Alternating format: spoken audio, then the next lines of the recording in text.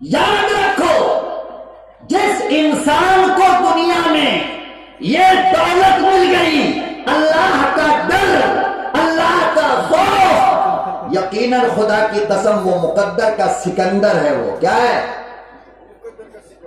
हर जगह गुनाह से बचने की कोशिश करता है, कहीं भी हमसे कोई गलत ना हो जाए, कहीं हमसे कोई कसूर ना हो जाए, कहीं हमसे कोई जुर्म ना हो जाए कि मेरा अल्लाह मुझे पकड़ ले। हमेशा डरता है। और जब आदमी डरता है ना अल्लाह से, तो अल्लाह उसका इनाम दुनिया में भी देता है और मरने के बाद भी, दुनिया में भी देता है और मरने के बाद भी देता है, इनाम देता है। याद रखो, दुनिया में अल्लाह क्या इनाम देता है कि तुम्हारे रिस्क में अल्लाह बरकत डाल देगा। क्या करेगा? ओ साहब इधर देखो ना, तुम्हारे रिस्क में अल्लाह बरकत देगा। कैसे बरकत? तनख्वाह बढ़ जाएगी ना, पैसा ज्यादा आएगा ना, फिर क्या होगा? ऐसे बरकत होगी कि घर में बीमारी नहीं आएगी। क्या नहीं होगी? हाँ, देखो 10,000 रुपये में घर में 10 मरतबा बीवी बीमार पड़ रही है, तो पैसा कहां चला गया? जब अल्लाह से डरोगे तो अब बीवी का बीमार होना बंद हो जाएगा, तो पैसा क्या होगा? यह है बरकत का मतलब। समझ में आया? ये क्या है? बरकत का मतलब 1 किलो सरसों का तेल लाते हो, 1 हफ्ते के बाद बीवी फिर दरवाजे पे खड़ी होती है, कहां जा रहे? खड़गपुर। हाँ, तेल लेते आओगे, खत्म हो गया।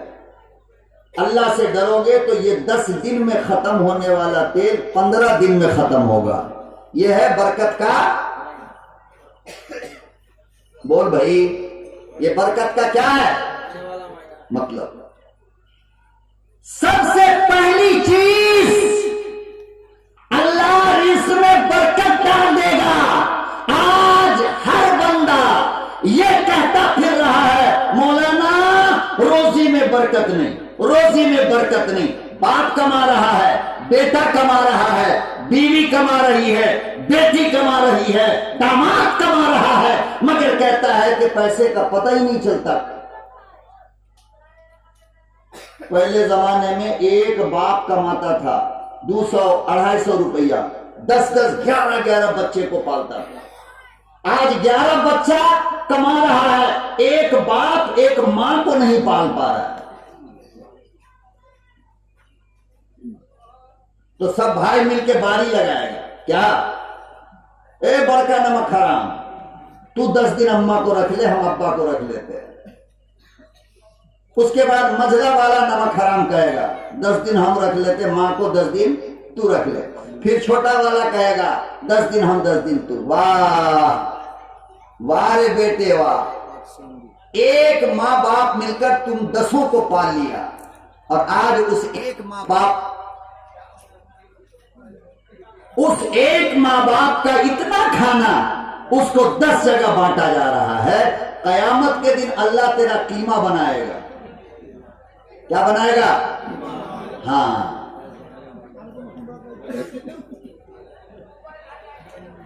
बचोगे नहीं, अल्लाह सब देख रहा है। पेट में जरा सा दर्द हुआ, शाम के वक्त मां ने गोद में हमको उठाया। अल्लाह की कसम सारी रात घर के आंगन में चक्कर लगाती रही कि मेरा लाल सो जाए। लगाई नहीं लगाई? अरे बोलना, मुंह में क्या रसगुल्ला रखा है? लगाई नहीं लगाई? सारी रात सोई नहीं। जब तू सोया फिर प्यार से बिस्तर से रख करके अम्मा आहिस्ता से तेरे गाल के पास अपना सर रख करके सो गई। उस गरीब को यह भी याद नहीं है कि रात का खाना हमने खाया या नहीं खाया। आज ये मां बीमार पड़ी, 10 दिन हो जाएगा दवा खत्म हुए। ये नमक हराम हर दिन माँ बोलेगी बेटा दवा, बेटा दवा, बेटा दवा। मोबाइल रिचार्ज खत्म होने से पहले रिचार्ज होता है। माँ की दवा खत्म हो गई तो महीनों गुजर गया, दवा नहीं आ रही।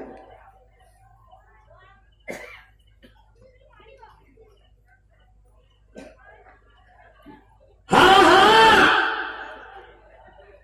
तो उस माँ को जानता है जो माँ आज बुढ़ापे में तुझसे एक गिलास पानी मांग रही है। बीमार पड़ी, खटिया पर बैठी, बेटा पानी। बड़ा वाला चला गया, पीछे से बीच वाला है, बेटा पानी। ये भी चला गया, बहरा सांप है, सुन नहीं रहा है। फिर छोटा वाला आया, बेटा पानी। दादी को पानी दे दो। इसके हाथ में लकवा मार दिया। लकवा समझते हो? हाँ, इसके हाथ में लकवा मारा है, इसीलिए ये मां को पानी नहीं दे सकता।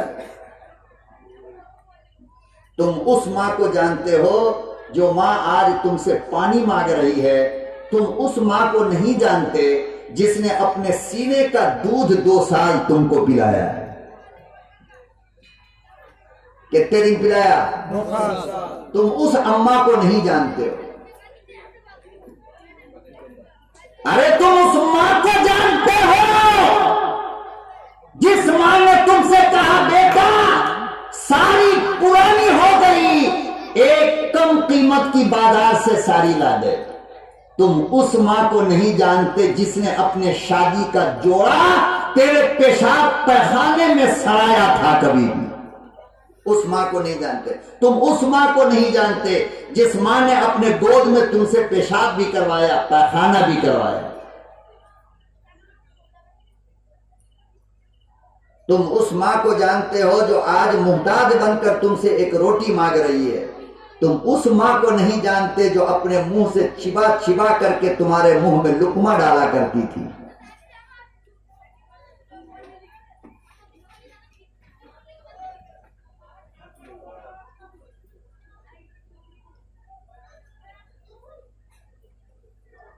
समझो और ना समझ मत बनो।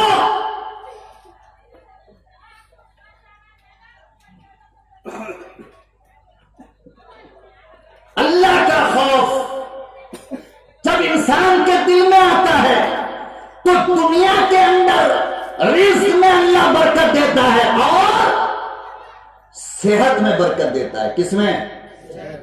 लिख लेना इस बात को, सेहत में। हाँ, ये जो आज सुन रहे हो ना, ये फालिज, ये शुगर, ये बीपी, ये हार्ट अटैक, ये फलाना, ये ढेकाना, ये सारी चीज इसलिए आई कि अल्लाह का डर दिल से निकल गया। तो हमारी सेहत, हमारी तंदुरुस्ती आज हमारा साथ देने को तैयार नहीं।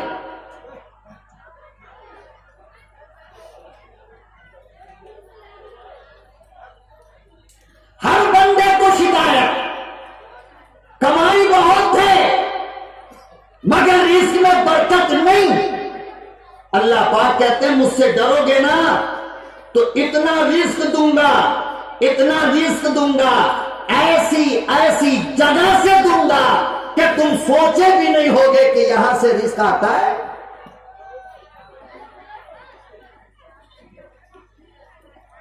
मोहम्मद इब्ने अकील नाम का एक आदमी था, नौजवान लड़का, गरीब घर का, बैतुल्लाह का तवाफ कर रहा था, खाने काबा का तवाफ कर रहा था। तवाफ करते करते अचानक हीरे जवाहरात के एक हार पे नजर पड़ गई जो बैतुल्लाह के सहन में गिरा हुआ था। इमाम गजाली ने इहयाउल उलूम के अंदर ये वाकया लिखा है। क्या हंगामा कर रहा है यार, समझ में नहीं आ रहा है। और भाई सामने सामने आ जाओ, ये फिजा मत बनाओ, अभी पूरा प्रोग्राम बाकी है आपका और मेरा भी दूसरा प्रोग्राम अभी बाकी है। ऐसे करोगे तो दूसरा प्रोग्राम पेश नहीं करूंगा मैं। आराम से बैठो और मेरी मां बहनों जरा सुकून का माहौल बनाओ आप।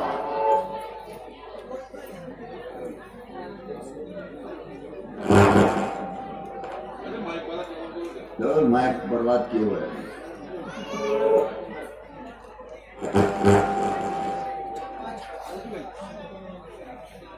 तो मोहम्मद इब्ने अकील कहते हैं कि खाने काबा में मैं तवाफ कर रहा था कि अचानक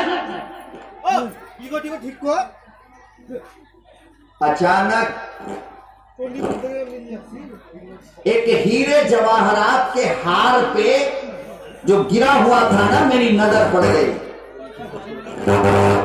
जलसा के बाद ठीक कर लो, ठीक है?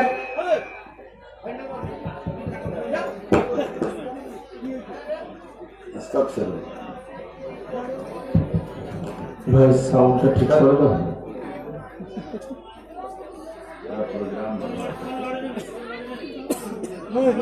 ना ना बैठो भाई, बैठ जाओ, आराम से बैठो, अल्लाह के वास्ते जलसे को खराब मत करो भाई। ना बैठ जाओ, मेहमान बता रहे हैं बैठ जाओ।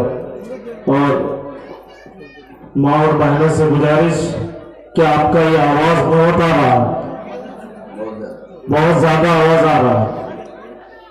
মা বন্ধুর উদ্দেশ্যে বলছি, জিনাদের জলসা শোনার উদ্দেশ্যে আপনারা এসেছেন, চুপচাপ করে বসে থাকুন। এত কড়া কড়া কথা বলছেন, আপনারা শুনতে পাচ্ছেন না?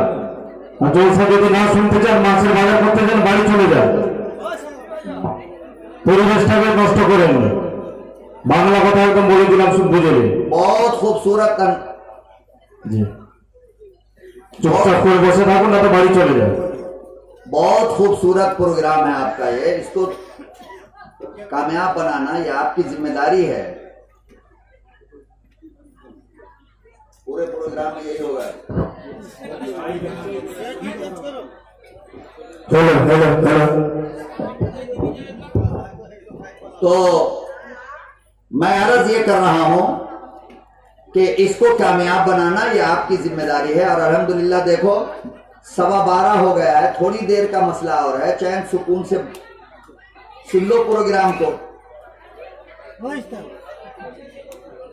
पता नहीं क्या कर रहा है, अल्लाह जाने।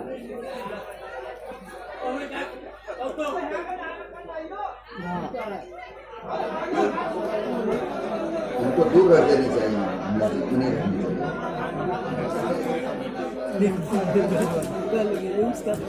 হ্যালো, মা বোনদের উদ্দেশ্যে বলা হচ্ছে, কমিটির পক্ষ থেকে বলা হচ্ছে, দয়া করে ছোট ছোট বাচ্চা যাদের আছে তারা নিয়ে বাড়ি চলে যান। হাত জোড়ো করে বলা হচ্ছে, না হলে আমরা ভলেন্টিয়ার দিয়ে পাঠাবো। अरे जाने के लिए नहीं कह रहा हूँ, आगे आने के लिए कह रहा हूँ। আর ভাইদের উদ্দেশ্যে বলা হচ্ছে, আপনারা আগে আসুন, সামনের দিকে চলে আসুন।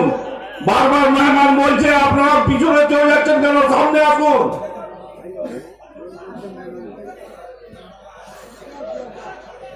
चलो दुरूद शरीफ पढ़ लो, अल्लाहुम्मा सल्ली अला सय्यिदिना मुहम्मद। इसकी आवाज जा कहाँ रही है, मेरी समझ में नहीं आ रहा। यहाँ तो बिल्कुल नहीं मालूम हो रहा है कि आवाज है क्या है नहीं।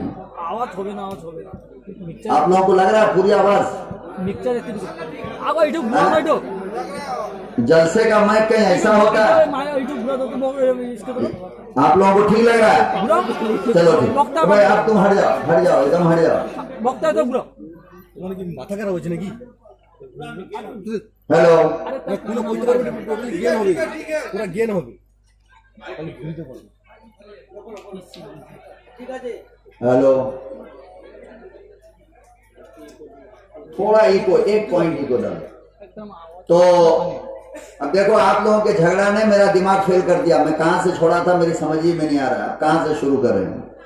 तो मैं अर्ज ये कर रहा था कि इब्ने अकील नाम का एक नौजवान जो बैतुल्लाह के साये में तवाफ कर रहा था, बिल्कुल छोड़ दो, सही है, आप हट जाओ, वहां से हट जाओ, अब छूना नहीं उसको, मशीन को, आप बिल्कुल सही है। अचानक तवाफ करते हुए उसकी नजर एक हीरे के हार पे पड़ गई। किस पे? देखो, मैं तकरीर में आपको क्या समझाना चाह रहा हूं, उस बात को दिमाग में रखना कि अल्लाह से डरोगे ना तो अल्लाह रोजी का इंतजाम करेगा, और ऐसी जगह से करेगा कि आप कभी सोचे भी नहीं होंगे कि यहां से रिस्क बंदे को मिलता है। ये वाकया सुनो और आपके समझ में आएगा कि वाकई में अल्लाह ताला रिस्क का इंतजाम कैसे करता है। तो इब्ने अकील कहते हैं कि वो हीरे का हार जो गिरा हुआ था और पूरा बैतुल्ला लोगों से भरा था, अगर मैं उठा लेता तो किसी को पता चलता क्या? नहीं ना। इब्ने अकील ने ये उठाया हार को और वहीं पे खड़े हो, करोड़ों का हार था वो, कितने का? करोड़ों, और ऐलान करने लगे कि भाई किसी का हार गिरा है, किसी का हार गिरा है तो ले लो। थोड़ी देर में एक दोनों आंख से नाबीना बूढ़ा आदमी आया और आकर कहने लगा, बेटा ये हार मेरा है और मेरे थैले से ये हार गिर गया था, लिहाजा मेरे हवाले कर दो। इब्ने अकील के दिल ने कहा कि यार ये तो अंधा था और भी पता नहीं चलता अगर उठा लेते तो। बहरहाल उस नाबीना को उन्होंने हार दे दिया। तवाफ मुकम्मल किया, उम्रा मुकम्मल हुआ। इब्ने अकील मदीने से निकल गए, मक्के से निकल गए रोजी रोटी को तलाश करने के लिए इराक की तरफ, बसरा की तरफ। कहते हैं कि मैं जंगल जंगल होता हुआ एक गांव में ऊपर हुआ तो देखा कि वहां अजान की आवाज आ रही है। क्या आ रही है? कहते हैं कि मुझे नमाज तो पढ़ना ही था, मैं ढूंढता हुआ बस्ती के अंदर गया तो लोगों ने कहा कि मौलाना साहब इस मस्जिद के इमाम साहब का 2-4 दिन पहले इंतकाल हो गया है, इमामत के लिए कोई नहीं है, आप जरा नमाज पढ़ा दीजिए। इब्ने अकील कहते हैं कि मैं खड़ा हुआ और नमाज पढ़ा दिया। अल्लाह ने मुझे खूबसूरत आवाज दिया था। क्या दिया था? आवाज। और जब खूबसूरत आवाज पर इंसान खुद भी खूबसूरत हो तो उस पर सोने पर सुहागा। अरे बोलो ना भाई, आदमी भी खूबसूरत हो, उसकी आवाज भी खूबसूरत हो तो फिर क्या कहने। लोगों ने कहा कि मगरिब पढ़ा दिया तो ईशा भी पढ़ा दो, तो इब्ने अकील ने ईशा भी पढ़ाया। फिर लोगों ने कहा ईशा पढ़ा दिए तो फजर भी पढ़ा दिया। तो फजर के बाद मस्जिद की कमेटी गांव के लोग बैठ गए और सब ने आपस में मशवरा किया कि भाई इसको भी रोजी की तलाश है और हमको भी इमाम की तलाश है, एक काम करो इसी बंदे को रख लेते हैं। क्या करते हैं? इसी बंदे को रख लेते हैं। रख लिया। रहना सहना इतना अच्छा था कि गांव को लोगों को पसंद आ गया, दिल में उसके जगह बन गई। तो कुछ दिन के बाद लोगों ने कहा कि इमाम साहब, ये जो इमाम थे पहले, इनके पास एक नौजवान लड़की थी और अभी वो है।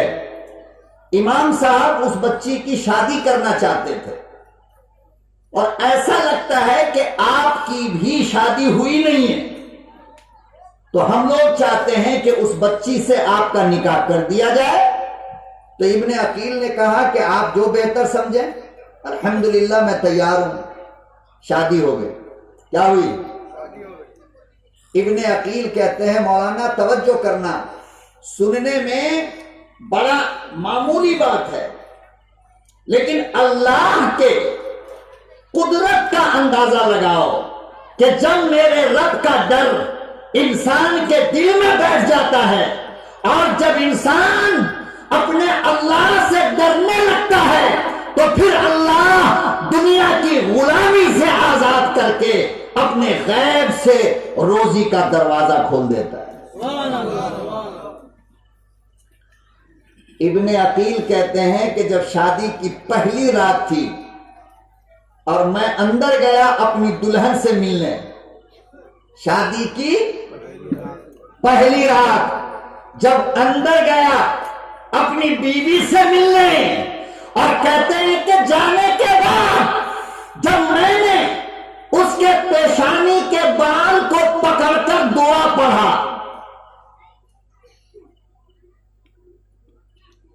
आप लोग सोच रहे होंगे रे शादी की पहली रात में दुआ का क्या मतलब, मगर मेरे नबी की सुन्नत यही है। क्या है? बोलो भगवानपुर वालों, वरना बहुत पछताओगे। अगर मैं अपनी बातों को लेकर वापस चला गया, आप पछताते रहोगे। याद रखना, मेरा साथ दोगे ना तो मैं बहुत कुछ आपको सुनाऊंगा, साथ नहीं दोगे तो मैं सुना नहीं पाऊंगा। सुन्नत क्या है? मेरे नबी की सुन्नत यह है कि शादी की पहली रात जब हो तो कोई खुशबू और कोई मीठा, ये दो चीज लेकर के अपनी नई नवेली दुल्हन के घर में जाया करो। क्या लेकर? अल्हम्दुलिल्लाह हमारे जमाने की औरतें बहुत समझदार हैं, तो हमारी फूफियां, हमारी खाला, हमारी दादी, हमारी नानी, हमारी वालदा ये सारा इंतजाम पहले से अंदर में करके रख देती है। खुशबू, फूल है, इतर है, मिठाई है या मीठा दूध है। ये चीज मेरे आका ने फरमाया कि वो एक लड़की जो अपनी कायनात छोड़कर आई है, माँ को छोड़कर, बाप को छोड़कर, घर को छोड़कर, बहन को छोड़कर, भाई को छोड़कर, बचपन के घर को छोड़कर, महल्ले को छोड़कर, सहेली को छोड़कर आई है एक तुम्हारे लिए, तो तुम उसको इतना प्यार करो कि सबकी मोहब्बत को भूल जाए।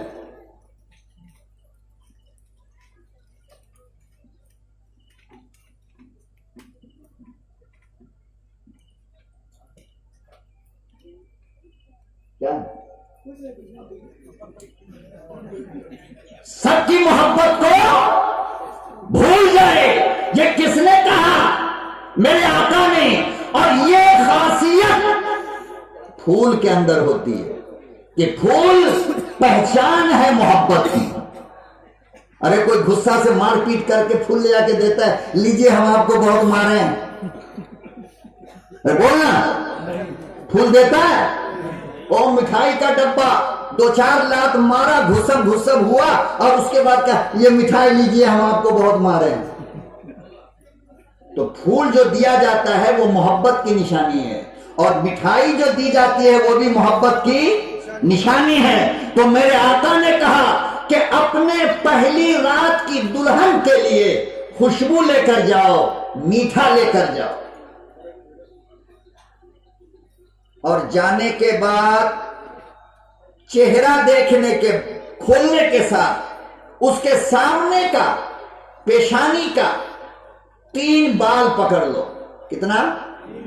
अब 3 बाल को एक हाथ से पकड़कर एक हाथ अल्लाह की तरफ उठा करके अल्लाह से कहो, क्या मेरे अल्लाह हम दोनों के दरमियान मोहब्बत पैदा कर दे। क्या कर दे?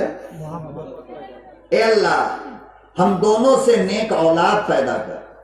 देखो कितना प्यारा तरीका मेरे आका ने सिखाया। नहीं, जब ऐसा करोगे तो अब वो लड़की जो बेचारी अकेली आई है उसका हिम्मत बढ़ेगा नहीं बढ़ेगा?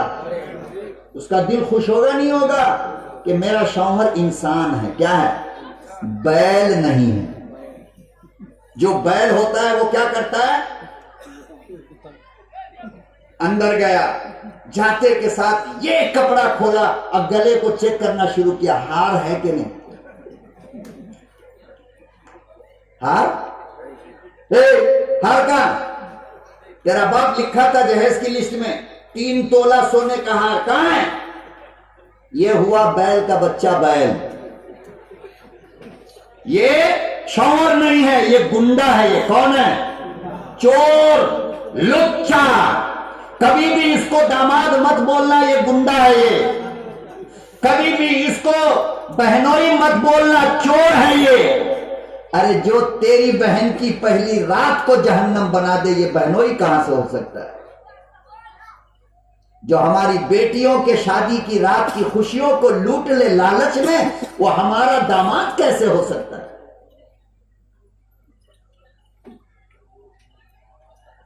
अल्लाह अकबर, अल्लाह अकबर।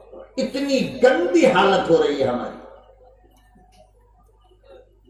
लखनऊ में एक शायर गुजरा है, डॉक्टर फानी बदायूनी। क्या नाम था? फानी बदायूनी। एक लड़की का बाप, न दूसरा कोई बेटा न और कोई बेटी, बड़े लाड से पाला था, बहुत प्यार से पाला था बेटी को। जवान हुई, शादी का रिश्ता लगा, शादी भी हो गई।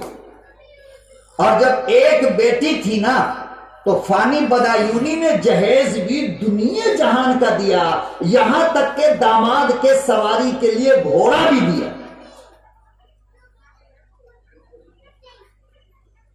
और फानी बदायूनी जानते थे कि बेहुदा घोड़ा तो ले लिया है, मगर डोरी बांधने के लिए नहीं होगा, तो डोरी भी दिया जाए।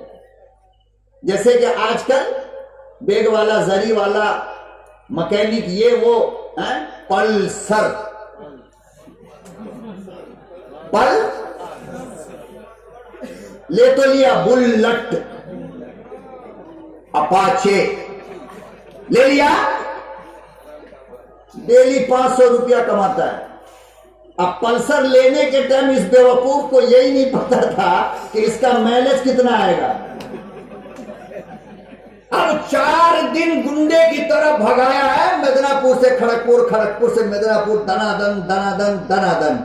अचानक रोड में गाड़ी बंद हो गई, देखा तो पेट्रोल खत्म। अब ससुर को फोन कर रहा है, पेट्रोल खत्म हो गया है।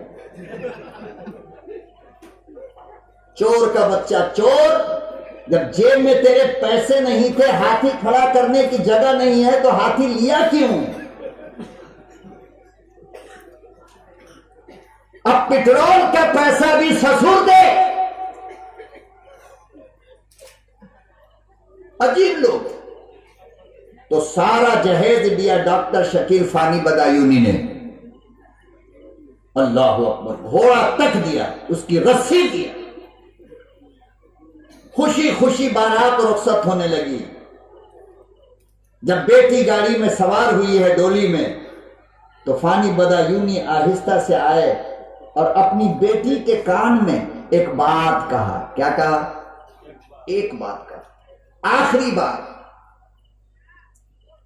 हजरत फानी बदायूनी ने अपने लगते जिगर के कान में आखिरी बात ये कह दी, मेरी बेटी आज तुम जा रही हो, ये घर अपना है, जब वापस आओगी तो अपना घर नहीं होगा, किराए का मकान होगा।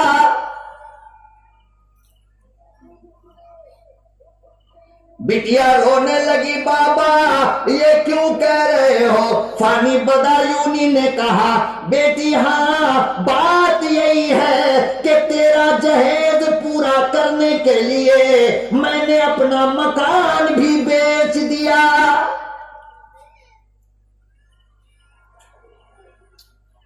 आओ मुसलमानों, अपने औलाद की हिफाजत करो, ये अल्लाह की नेमत है, ये अल्लाह की अमानत है, तिजारत का सामान नहीं। बेटों को बेचना बंद करो, बेटा की तिजारत बंद करो, वरना अल्लाह को बुरा लगेगा। कयामत के दिन तेरा गिरेबान होगा, मेरे अल्लाह का हाथ होगा। बेटा बेचने के लिए अल्लाह ने तुमको थोड़ी दिया है, जो उसका सौदा लगाते हो, बैल भैंस की तरह उसकी कीमत लगाते हो। शर्म करो, डूब मरो।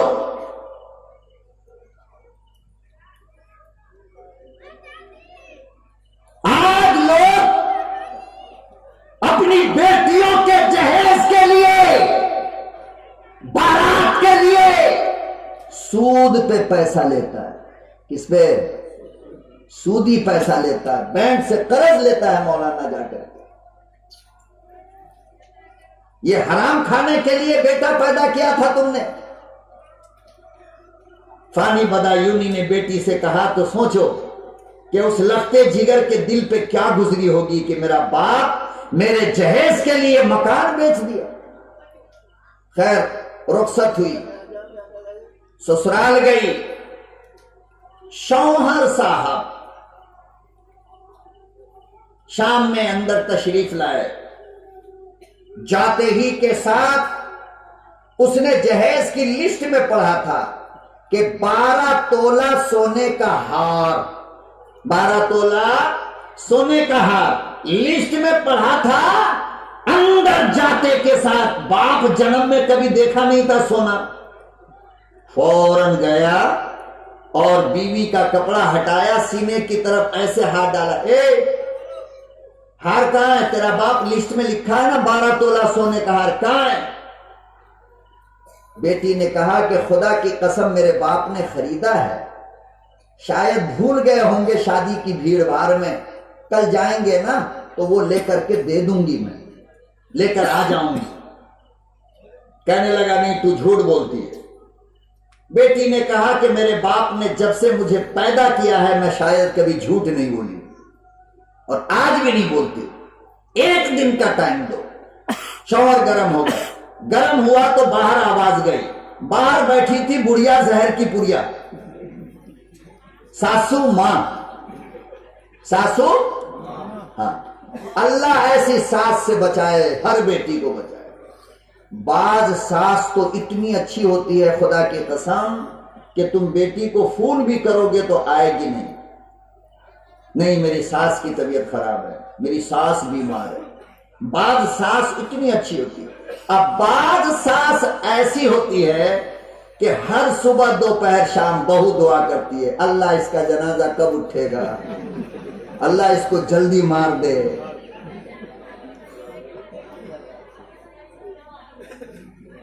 है नहीं है? तो बुढ़िया जहर की पुड़िया अंदर से आई, क्या रे, क्या इतनी ऊंची आवाज में बात कर रही है? अम्मा देख इसका बाप लिखा है सोने का हार, आकर के देखा तो हार तो है ही नहीं। अब ये बुढ़िया लगी चिल्लाने, तो बात चली गई उस लंगूर तक, वो ससुर लंगूर जो बैठा था बाहर, वो आया भागा, क्या रे ऐसी ऐसी बात है। अल्लाह अल्लाह, फानी बदायूनी के जिगर के टुकड़ा के हाथ की मेहंदी का रंग भी अभी साफ नहीं हुआ था। तीनों ने मिलकर के उस मासूम को एक रात की दुल्हन को पकड़ा और आंगन में नीम का दरख्त था, उस नीम के दरख्त में ले जाकर रस्सी से बांधा, मिट्टी का तेल डाला और आग लगा दी।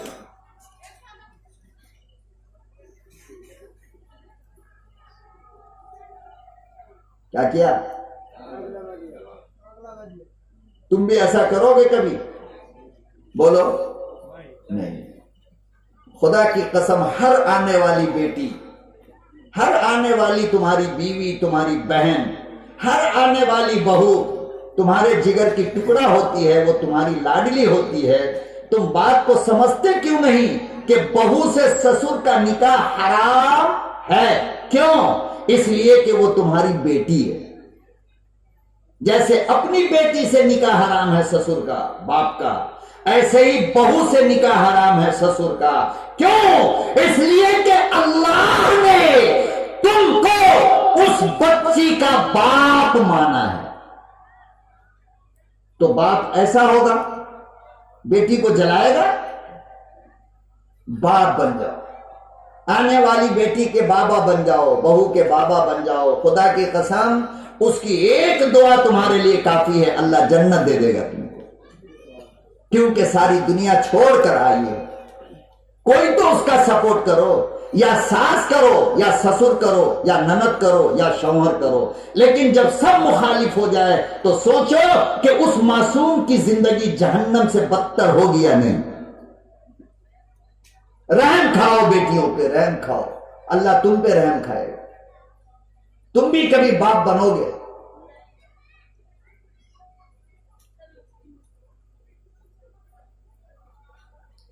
एक रात की सुहागन को आग लगाया, जलाया गया, धुआं उठा, पड़ोस के लोग आ गए, अल्लाह अल्लाह कल ही इस घर में शादी हुई है, आज ये हादसा कैसा। लोगों ने फानी बदायूनी को लखनऊ खबर करवाया, ओ फानी साहब आपकी बेटी जलकर राख हो गई।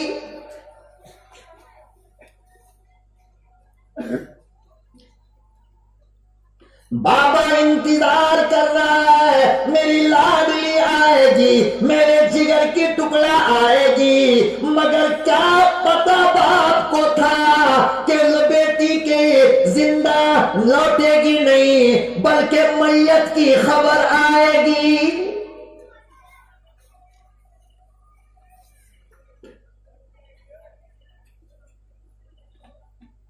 हजरत फानी बदायूनी अल्लाह अल्लाह दुकान पे गए, कपड़े की दुकान पर गए और वहां जाकर कफन खरीदा।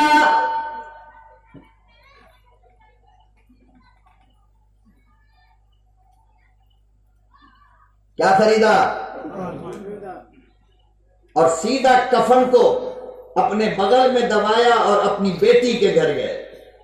बाबा जब वहां पहुंचा तो देखा बेटी तो नहीं है, अलबत्ता उसका कोयला बना हुआ बदन रखा हुआ है।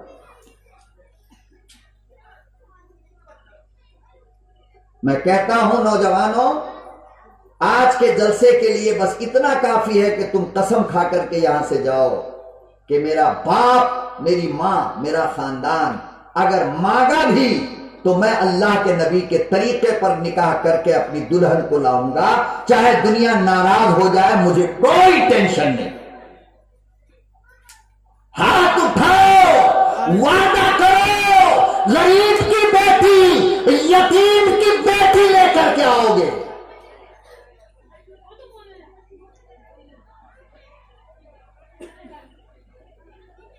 यहां जितना बैठा है सबकी शादी हुई है, कोई कमाना नहीं है इसमें। देखो ऐसी बद्दुआ देंगे ना, जिंदगी में शादी नहीं होगी, वरना हाथ उठा, हाथ उठा और ये वादा करो, मैं जो बोलता हूं दिल से अल्लाह से वादा करो। अल्लाह, बोलो अल्लाह, मैं बिल्कुल फ्री में शादी करूंगा। कैसे? बोलो भाई, बिल्कुल फ्री में, एक पैसे का जहेज नहीं। क्या बोलोगे? एक पैसे का जहेज नहीं, इंशाल्लाह। अब आप लोग रख दो, अल्लाह नेक बीवी आपको देगा, खूबसूरत भी देगा, खूबसीरत भी देगा। रख दिए? बोलो भाई। अब वो लोग हाथ उठाओ जिसका इरादा दूसरी शादी करने का है। देखिए मौलाना कितना डर रही है कौम। अरे सुन्नत अदा करने से डरते हो तो हाथ उठाओ ना दूसरी शादी के लिए। मगर वही उठाए जिसकी बीवी नहीं आई है जलसा सुनने, वरना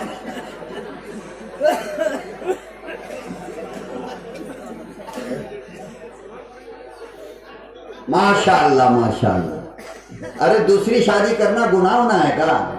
ये तो नबी की सुन्नत है। मगर हम जिस मुल्क में रह रहे हैं वहां माहौल ऐसा बनाया गया कि जिना आसान हो गया, दूसरा निकाह मुश्किल हो गया। क्या हो गया? अगर एक औरत के शौहर का ताल्लुक किसी महल्ले के दूसरी औरत से हो, अब पता चले ये उसके साथ रहता है तो उतना बुरा नहीं मानेगी, लेकिन अगर मालूम हो गया कि दूसरी शादी कर लिया है तो ये कहेगी हमको फौरन भेजो, हम नहीं रहेंगे। यानी वो काम अच्छा है, ये काम गलत है। जो गुनाह था वो अच्छा हो गया, जो सुन्नत है वो खराब हो गया। ये हमारे मुल्क की वजह का कि यहां हिंदुओं का असर है। किसका? इसलिए लोग 2 निकाह 3 निकाह 4 निकाह को क्या समझते हैं? गलत समझते हैं। हालांकि ये गलत नहीं, ये बहुत सही है। बात समझ रहे हो? बहुत सही है। क्यों सही है? इसलिए कि 2 3 4 शादी होती ना तो ये जो मौलाना जोड़ा सलामी का चक्कर चल रहा है ये सब खत्म हो जाता। लड़की शॉर्ट पड़ जाती, डिमांड हो जाता शुरू। लड़का वाला कहता यार चलो हम ढूंढते हैं, कहां मिलेगी कहां मिलेगी। आज लड़की वाला ढूंढ रहा है। बेवा औरतें, लाखों बेवा औरत पड़ी हुई है। शौहर का इंतकाल हो गया, जवानी में बेवा हो गई, कोई निकाह करने वाला नहीं। आज अगर लोग दूसरी शादी का रिवाज बनाकर होते तो आज कोई बेवा होती, सहारा मिल जाता उसे। लेकिन बहरहाल थोड़ी जिंदगी और बची है, आगे चल करके देखेंगे। और ये लाइव चला रहा, अल्लाह ना करे मेरे घर वाली भी देख रही हो। कहेगी हम दूसरी शादी कराते हैं तुम्हारी, आओ। बहरहाल मेरे मोहतरम बुजुर्ग और दोस्तों, वादा करो अल्लाह से कि मैं बिल्कुल फ्री में शादी करूंगा इंशाअल्लाह। हाँ इंशाअल्लाह। तो कफन लेकर के फानी बदायूनी पहुंचे अपनी बिटिया के घर, तो देखा कि वहां बेटी तो नहीं, अलबत्ता कोयला पड़ा हुआ है। फानी बदायूनी ने कफन निकाला अपने पास से, हजरत थोड़ी देर और हजम कर लो मुझे, 1.25 घंटा तो हो ही गया अल्हम्दुलिल्लाह। कितना देर? 1.25 घंटा हुआ, 11 बजे से बैठा हूं मैं, कब से? और 11 से 1:45 हो गया, तो 1.25 घंटा नहीं हुआ? अरे बोल भाई, अब बस करो और सुनोगे? माशाल्लाह, फजर तक। अल्हम्दुलिल्लाह, बड़ी हिम्मत वाले भाई आप लोग, अल्हम्दुलिल्लाह। 7 जब 6 जलसा सुनने के बाद इतनी हिम्मत है, अल्हम्दुलिल्लाह। बहरहाल मेरे मोहतरम, तो फानी बदायूनी गए और अपनी बच्ची के जले हुए लाश के सराहने में खड़े होकर जेब से कफन निकाला और एक शेर कहा है। उस शेर के कहने के बाद फानी बदायूनी पागल हो गए और जिंदगी भर उसी हालत में रहे, आखिर बेचारे की मौत आ गई। क्यों? इसलिए कि बेटी का सदमा बहुत बड़ा पड़ गया था, बहुत। हजरत फानी बदायूनी ने सराहने में खड़े होकर कफन बेटी के बदन पे रख कर कहने लगे, अब आया याद ऐ, अब आया याद ऐ, आराम जा इस नामुरादी में,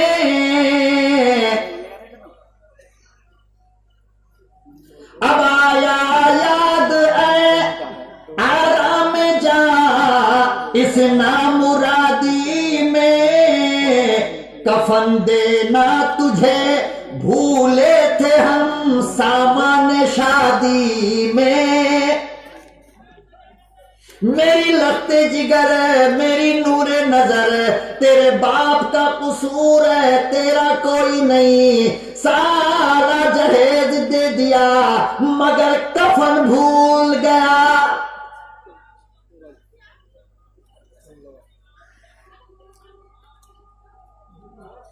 मेरी लगते जिगर नूरे नजर, मुझे क्या पता था तुम इतनी जल्दी बाबा को छोड़ दोगे, अगर ये यकीन होता तो मैं कफन भी जहेज में देता।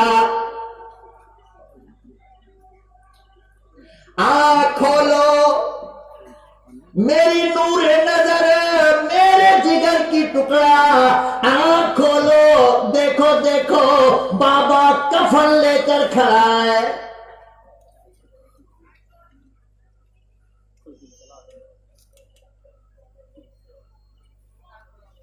क्या अल्लाह ने हमें मुसलमान ऐसे कामों के लिए बनाया है? बोलो, अल्लाह ने मुसलमान हमें ऐसे कामों के लिए बनाया? जान बचाने के लिए मुसलमान बनाया है। किसके लिए? जान लेने के लिए नहीं।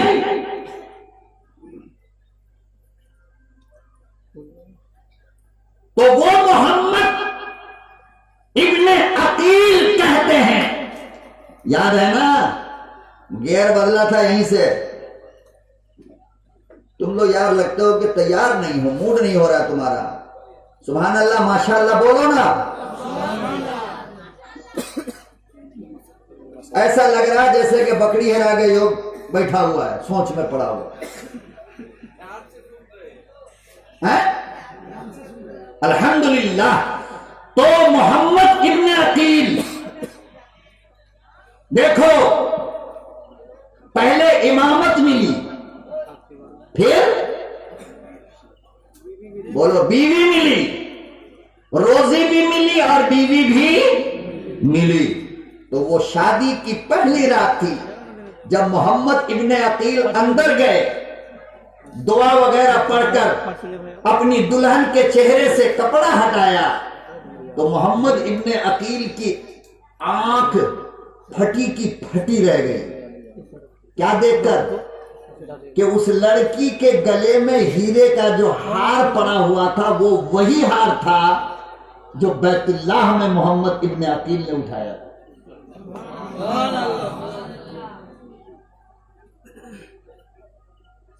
समझे? कौन हार था? इसी को अल्लाह पाक ने कुरान करीम में यूं बयान किया, वमन यत्तकिल्लाह,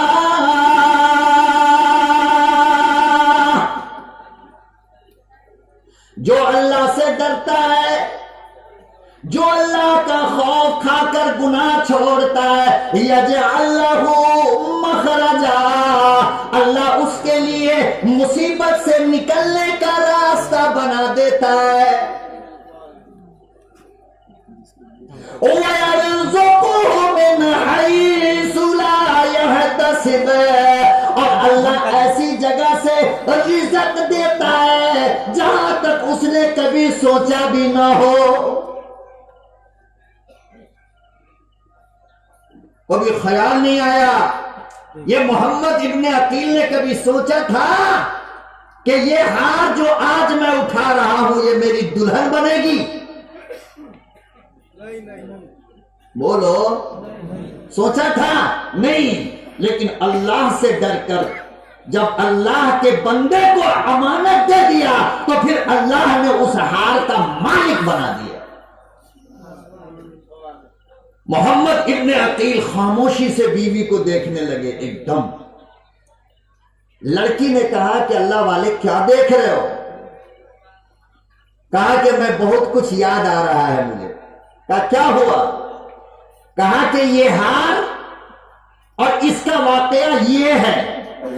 तो लड़की ने कहा कि अगर ये हार वही है, अब तुम वही मर्द हो, तो सुनो, फिर मेरे बाप की दुआ भी कबूल हो गई, तुम्हारी दुआ भी कबूल हो गई। मेरे बाप की भी बोल, बाप की भी और आपकी भी। अकील ने कहा वो कैसे? वो मेरी कबूल हो गई कि अल्लाह ने रिस्क भी दिया, बीवी भी दिया, घर भी दिया। तेरे बाबा की दुआ कैसे कबूल हो गई? वो इमाम साहब की बेटी थी। कहने लगी मेरा अब्बा जब से उम्रा करके आया, जब से उम्रा करके आया, हर वक्त, हर लम्हा, हर पल बस यही दुआ करता था, मेरे परवरदिगार मेरी बेटी के लिए उस नौजवान के जैसा नौजवान पैदा कर जिसने मेरा हार वापस किया।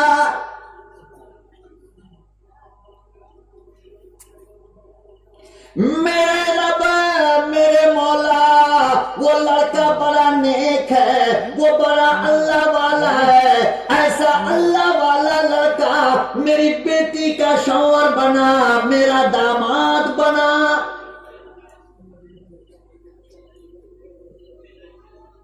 इसी को किसी अल्लाह वाले ने कहा है कि दिल से जो अरे दिल से जो निकलती है असर रखती है।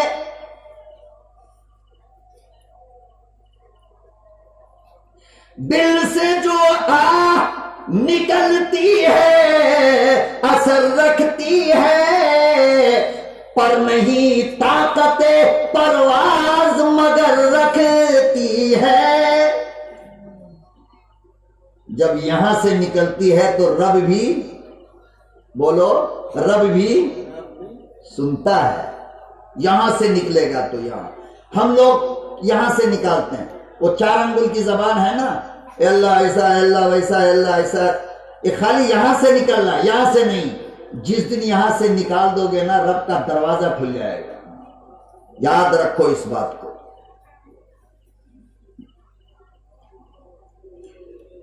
कहा कि अकील, आपकी दुआ इस तरह कबूल हुई कि आप रिस्क को ढूंढते थे, मेरे बाप की दुआ इस तरह कबूल हुई कि आप मुझे मिल गए, और आज के बाद ये हार के मालिक आप हो। कौन है?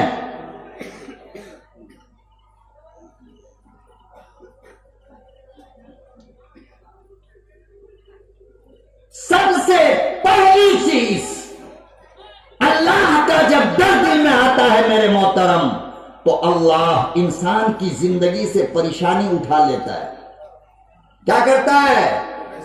परेशानी उठा लेता है। देखो ना कितने परेशान हैं हम लोग, डॉक्टर के यहाँ, इसके यहाँ, उसके यहाँ, उसका कर्ज, उसका कर्ज, दुकान नहीं चल रही, कारोबार नहीं चल रहा, व्यापार नहीं चल रहा, बीवी बात नहीं मान रही, बच्चा बात नहीं मान रहा, नौकर बात नहीं मान रहा, जानवर बात नहीं मान रहा।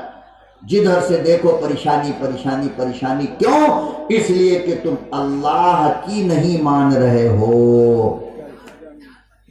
किसकी? तुम अल्लाह की मान लोगे तो अल्लाह तुम्हारी भी मान लेगा। जब तक तुम अल्लाह की नहीं मानोगे तो अल्लाह भी तुम्हारी नहीं मानेगा। और जब अल्लाह तुम्हारी नहीं मानेगा तो तुम्हारी बीवी भी तुम्हारी नहीं मानेगी, बच्चा भी नहीं मानेगा। हजरत अत्तार कहते हैं कि जिस रात में मेरी तहज्जुद की नमाज छूट जाती थी, सुबह उठने के बाद मैं अपने घोड़े पर उसका असर देखता था। क्या देखता था? गुनाह नहीं करते बल्कि तहज्जुद छूट जाती थी तो सुबह को मैं अपने जानवर पर उसका असर देखता था। कैसे? कहा कि जिस दिन मैं तहज्जुद पढ़ के सोता था, जब मेरा दरवाजा खुलता तो मेरा घोड़ा गर्दन झुकाकर मेरे सामने खड़ा होता था। जब मैं तहज्जुद नहीं पढ़ता तो घोड़ा दूर खड़ा रहता, बुलाने पर भी नहीं आता था। बहुत बड़ी बात कह रहा हूं, समझ लो। आप समझ रहे हो? तो जब बंदा गुनाह करता है तो जानवर को भी पता चल जाता है, तो जानवर भी हमारी बात नहीं मानता। तो बेटा कहां मानेगा, बीवी कहां मानेगी, बाप कहां मानेगा? लोग कैसे तुम्हारी बात को मानेंगे जब तुम गुनाह नहीं छोड़ोगे, अल्लाह से डरोगे नहीं।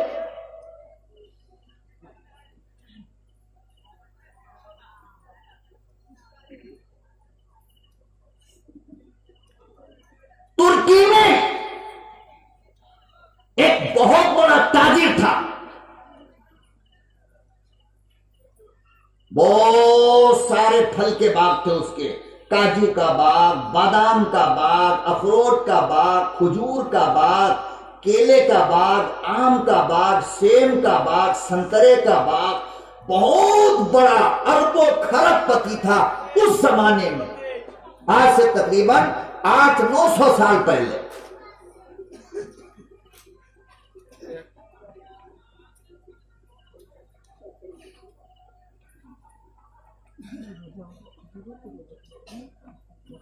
दुरूद शरीफ पढ़ो भाई। अल्लाहुम्मा सल्ली अला सय्यिदना मुहम्मद व अला आलि सय्यिदना मुहम्मद व बारिक वसल्लम।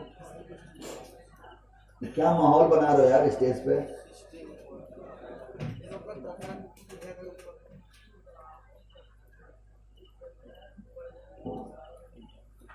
बहुत लेट हो रहा है क्या?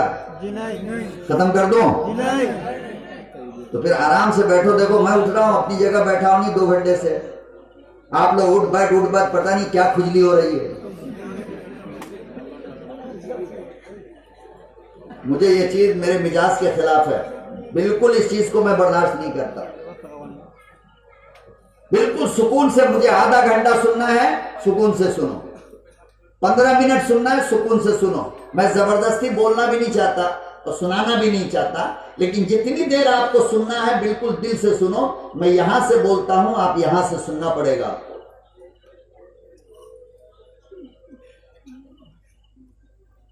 देखो भूल गया। तो बहुत बड़ा बाग था तुर्की में। उस बाग के रखवाली के लिए जिस बंदे को, नौजवान को उसके मालिक ने रखा था, उसका नाम था मुबारक। क्या नाम था? मुबारक।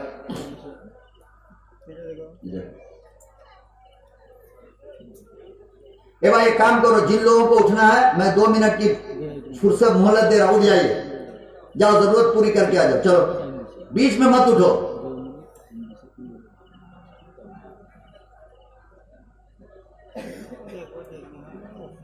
मुबारक नाम था।